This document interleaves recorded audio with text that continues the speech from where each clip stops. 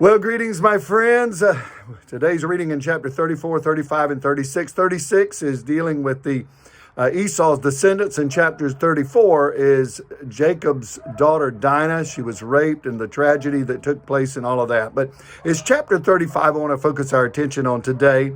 God told Jacob to go back to Bethel. Now remember, Bethel is the house of God.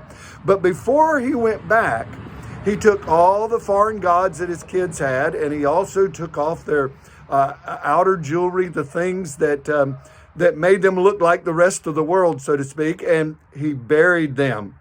And then he went back to the house of God, back to Bethel. Now, my friends, there's a principle in this, and that is that it's important that when we go to the house of God, that we need to be prepared when we go to the house of God. Now, listen, I know that the house of God is a place where the sick come. It's where we get our needs met. It's the place of deliverance. Of course, God can do that anywhere, but that's where the gathering takes place. The people of God come together. But it's important when you get up, whatever morning or whatever night that you're going to the house of God, to prepare your hearts, to get ready, because you want to have a heart that's prepared when you hear the word of God at the house of God.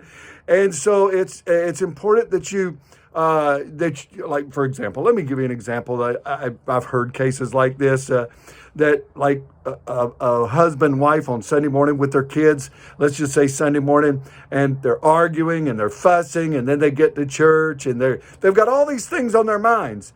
And I think it's important that we try to purify our mind and get our minds ready to hear and accept the word of God.